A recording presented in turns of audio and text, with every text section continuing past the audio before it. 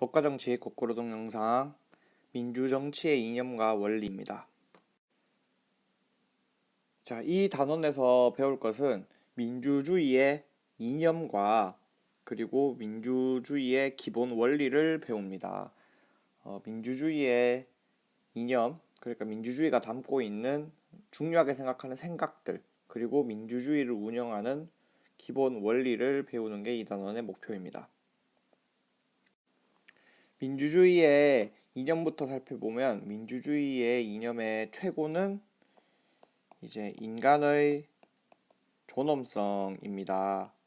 이 최고의 이념 바탕하에 이제 나오는 두 가지의 가치가 인간의 존엄성을 지키기 위한 자유와 평등이라는 가치입니다. 자, 그럼 민주정치의 이념 첫 번째 이념 인간의 존엄성부터 살펴봅시다. 인간의 존엄성은 무슨 뜻이냐면 이제 인간이 존엄하다 그러죠.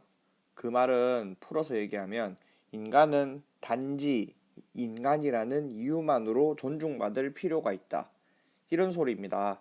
자, 이 인간의 존엄성은 너무 중요한 민주주의의 이념이기 때문에 우리나라 헌법에도 명시가 되어 있습니다. 우리나라 헌법 제10조를 보면 모든 국민은 인간으로서의 존엄과 가치를 가지며 행복을 추구할 권리를 가진다.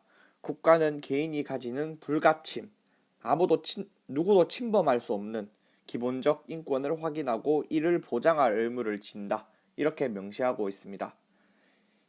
이 민주 정치의 최고 이념인 인간의 존엄성을 실현하기 위한 두 가지 가치가 있는데요. 살펴봅시다.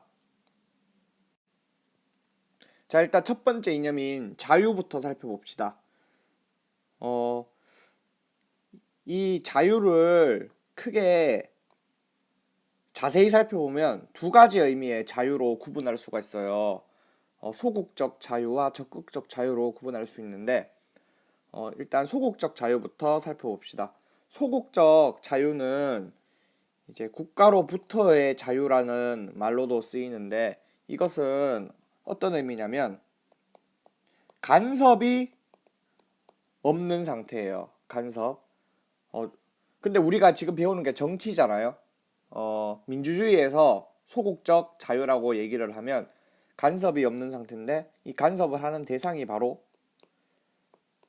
국가가 시민들을 간섭을 할 수 있거든요. 예를 들어 뭐 대표적인 예가 셧다운제 같은 게 있습니다. 셧다운제. 자, 나는 늦게까지 게임을 하고 싶은데 국가가 게임을 못하게 하죠. 이런 국가가 내 생활 혹은 뭐 나의 신념, 나의 표현 이런 거를 제한하지 못하도록 국가로부터 나는 자유롭고 싶다. 이렇게 얘기하는 자유가 소극적 자유입니다. 자, 요 소극적 자유에 대한 자세한 이제 얘기는 우리 헌법에서 배울 거예요. 헌법에서 배우는 자유권과 연결된 내용입니다. 자, 그 다음 적극적 자유인데 적극적 자유는 이제 소극적 자유가 그냥 단순하게 간섭의 부재를 말을 했잖아요. 그게 아니라 나 뭐 하고 싶어. 나 뭐 하고 싶다. 하게 해줘. 이렇게 말을 하는 자유가 적극적 자유예요. 그러면 국가의 자유, 국가에 의한 자유 이렇게 나오는데 우리 중학교 때 배웠던 기본권과 연관이 됩니다. 국가의 자유는 참정권에 관한 얘기예요. 나 국가의 일에 참여하고 싶다. 국가 의사에 영향을 미치게 참여하게 해달라.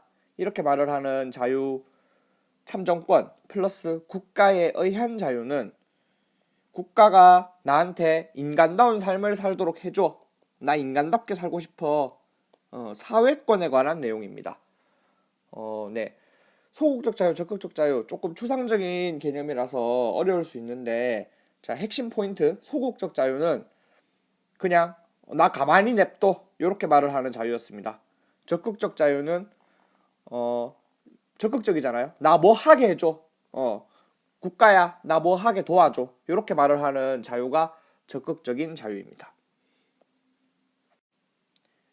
자, 그 다음 이제 평등을 살펴봅시다. 평등은 형식적 평등과 실질적 평등으로 나눌 수 있는데, 형식적 평등은 모든 국민을 똑같이 다루는 평등입니다. 대표적인 예가 모든 국민을 똑같이 다루는 예가 뭐가 있냐면, 이제 우리 투표할 때 누구나 한 표를 행사하죠. 누구나 한 표를 행사하죠. 돈이 많든 적든 아니면 많이 배웠든 적게 배웠든 누구나 똑같이 한 표를 행사하잖아요. 이렇게 모든 국민을 똑같이 다루는 평등이 형식적 평등이고, 실질적 평등은 개개인의 차이를 고려하는 평등입니다. 이 차이를 고려해야지만 정의롭게 되는 경우가 있는데요. 뭐 대표적인 예가 세금이죠. 세금. 자, 부자는 세금을 많이 내고 가난한 사람은 세금을 적게 내죠. 그렇게 하는 게 공평하잖아요. 그리고 뭐 또 대표적인 예가 이제 장애인 주차장 이런 게 있습니다. 자, 장애인 주차장에서 비장애인이 주차를 하는 경우는 벌금을 내죠. 오로지 장애인만이 장애인 주차장에 주차를 할 수 있잖아요.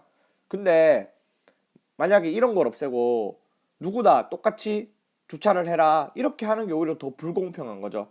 장애인들은 이제 주차를 할 때 아주 어려움을 겪는데, 이 장애인 주차장이 없으면 그냥 차를 끌고 나오지 말라는 소리하고 똑같은 거 아니에요. 그러니까 이런 게 마련이 돼야지만 장애인도 똑같이 다른 사람이랑 똑같이 차를 타고 어디든지 이동할 수 있는 거잖아요. 이런 식으로 차이를 고려하는 평등이 실질적 평등입니다. 자, 마지막으로 이제 민주정치의 기본 원리 5가지를 살펴보면서 마치겠습니다. 민주정치의 기본 원리는 이제 교과서에 총 5가지가 제시되어 있는데요. 이 5가지 원리는 이 민주정치의 기본 원리는 5가지다 이렇게 마치 수학처럼 정해져 있는 게 아니라 정하기 나름이에요. 우리 교과서는 요 5가지로 정리를 한번 해본 거죠. 딱 정해져 있는 게 아니기 때문에 이 원리를 민주정치의 원리 5가지가 요런 게 있다 외울 필요가 없는 거예요. 외울 필요가 없고, 이 5가지 원리의 그냥 의미가 뭔가, 예를 들어 입헌주의의 원리라는 말을 들었을 때 요런 얘기를 하는구나, 요 정도만 알면 됩니다. 요 5가지의 원리 달달 암기하는 거 아니에요. 자, 그럼 한번 하나하나씩 살펴봅시다. 민주정치가 제대로 돌아가기 위한 기본 원리 5가지. 이 원리가 지켜졌을 때 민주정치가 제대로 돌아간다, 요런 의미인데, 그럼 첫 번째 원리, 국민주권의 원리부터 살펴봅시다. 국민주권의 원리, 우리 헌법 제1조 다 같이 살펴봤죠. 대한민국의 주권은 국민에게 있다. 이제 그거를 얘기하는 겁니다. 우리나라의 이제 모든 최종적인 힘, 주권이 이제 나라의 의사를 결정하는 힘이잖아요. 나라의 어떤 뜻을 결정하는 그런 힘인데, 그 힘이 국민으로부터 나온다, 이런 의미입니다. 민주정치가 제대로 이루어지려면 주권이 국민한테 있어야 된다는 얘기죠. 그 다음 두 번째 원리, 입헌주의의 원리를 살펴봅시다. 입헌주의의 원리는 이제 나라가 돌아가는 게 헌법에 의해서 돌아가야 된다는 뜻입니다. 입헌주의의 원리하면 항상 생각해야 될 게 헌법입니다. 헌자가 들어있죠. 헌법에 들어가 있는 내용이 어떤 내용이냐? 헌법은 쉽게 말하면 이제 나라 사용설명서라고 할 수가 있는데요. 이제 여기 나라 사용설명서에, 국가 사용설명서에 어떤 내용이 들어있냐? 이제 인권에 관한 내용과, 그리고 국가 통치를 어떻게 하라 못 박아놨어요. 이제 대통령이 내 마음대로 하고 싶어도 헌법에 따라서 통치를 해야 되기 때문에, 이제 대통령의 권한이라든지 국회의원의 권한이라든지 이런 게 헌법에 따라서 하도록 제한이 되는 거죠. 왜냐? 권력자들은 언제나 자기 마음대로 하고 싶을 그런 욕망에 사로잡힐 때가 있잖아요. 그거를 제한시켜 주는 게 헌법인 거죠.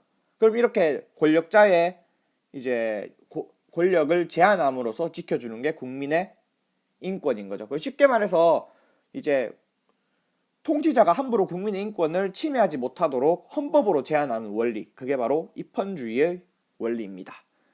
자, 그 다음 세 번째 원리, 대의제의 원리. 자, 우리 그리스 아테네처럼 이제 정치 못하죠? 간접민주 정치의 시대라고 그랬습니다. 이렇게 지금 현재의 민주주의 간접민주 정치로 돌아가죠. 그 소리입니다. 데이지의 원리. 현대 민주 정치는 간접민주 정치로 돌아가더라. 자, 그 다음 네 번째 권력 분립의 원리입니다. 현대 민주주의 국가들 다들 권력 분립하고 있죠. 어떻게 권력 분립하죠? 네, 그렇죠. 입법부, 그리고 행정부, 사법부 이렇게 3권 분립으로 이루어지잖아요. 입법부, 국회, 행정부, 정부, 사법부, 법원 이렇게 이 세 가지 기관의 권력을 서로 분산시켜서 서로 견제하도록 하는 원리입니다. 자, 지방자치의 원리. 자, 우리 대통령, 국회의원뿐만 아니라 시장, 시의원, 그리고 뭐 구청장, 구의원 다 선거로 뽑죠. 이렇게 선거로 뽑힌 시장들, 그 시의 일을 자신들이 알아서 할 수가 있죠. 그리고 요즘은 교육감도 투표로 뽑죠. 그 해당 지역의 교육정책, 교육감이 결정할 수 있죠. 이렇게 중앙정부에서 모든 일을 하는 게 아니라 지방정부로 힘을 분산시키는 그런 원리가 지방자치의 원리입니다. 권력 분립의 원리랑도 상통한다고 볼 수가 있어요. 우리 권력 분립의 원리, 이제 입법부, 행정부, 사법부 이렇게 꼭 나누는 것만이 권력 분립의 원리가 아니라 중앙정부랑 지방정부의 권력을 분리하는 것도 권력 분립의 원리라고 볼 수 있는데 이 지방자치의 원리가 요거랑 상통이 된다고 볼 수 있죠. 자, 그러면 이 단원에서 배운 것을 정리해보면 민주주의의 이념은 인간의 존엄성이 최고의 가치였고 이제 여기에서 자유와 평등이라는 가치가 나오고 이 자유는 소극적 자유랑 적극적 자유가 있었고 평등은 형식적 평등과 실질적 평등이 있었습니다. 그리고 민주주의의 원리 5가지가 있었죠. 5가지가 있었습니다. 국민 주권의 원리, 그리고 입헌주의의 원리, 그리고 대의제의 원리, 그리고 이제 권력 분립의 원리, 마지막 지방 자치의 원리. 이렇게 5가지가 있었는데 요 5가지 달달 외우는 거 아니라 그랬죠. 각각 원리의 의미를 알아두면 된다고 했습니다. 자, 그러면 이상으로 거꾸로 오실 동영상 마치겠습니다.